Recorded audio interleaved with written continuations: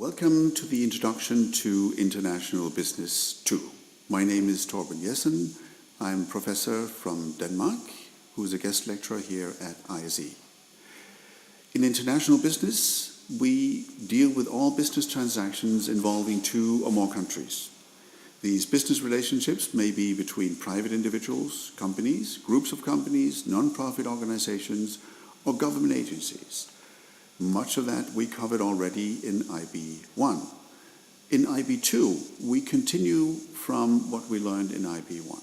We will move from examining international business from a macro level, as we did in IB1, to a micro level, where we will be introducing you to the concepts and principles involving importing and exporting.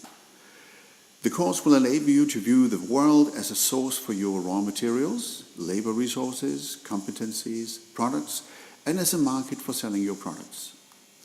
In IB2, we'll be highlighting the behind the scenes of dynamics in international business, which invariably will affect everyday life for you and everybody else. This course attempts to blend academic rigor and analysis of principles of international business and country-specific information with practical and operational aspects of international business. It will all be exemplified through real-life examples and case studies related mainly to the maritime and transport world of international business. In IB2, we shall be looking at what constitutes successful exporting and outline an export marketing strategy, what are the implications of international marketing, and what is required for handling the logistics and supply chain.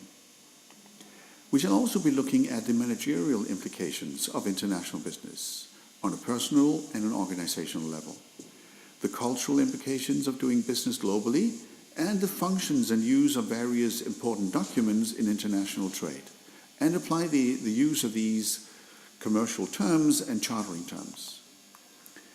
During the first week of International Business 2, we shall be catching up from what we learned in IB1 and have a look at the overall environment of international business and specifically look at where most international business is carried out and look at key areas of international business. This includes topics like political and legal environment in international business, emerging economies and the triad economies, export marketing strategies. During the second week, we shall be looking at cultural implications of international business, including marketing issues, and we shall be looking at the most important trends in global business. This will include global sourcing and procurement, new horizons of international business, and the so-called born global corporations. During the final week of the course, we shall be dealing with international business operations in more specific terms. Particularly, we shall be looking at the terminology and practices in import and export activities, international transport, and legal aspects in international trade. This will include strategies for export and importing, international transport and logistics, packaging, storage, and supply chain management, and costing and pricing in international trade. The way we work over the 3 weeks is a combination of lectures, class discussions, casework in groups, and presentations. After each week, there will be a test. It can be a multiple choice test with some open questions, it can be a case with questions, and it can be a group presentation summing up some of the major topics that we covered. Throughout the course, you will be working in groups with a mini research assignment.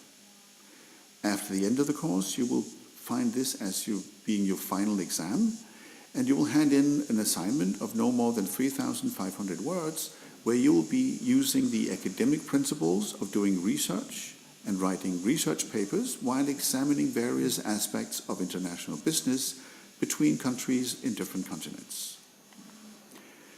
I hope that you find that these things will be interesting, so welcome to International Business 1 and 2.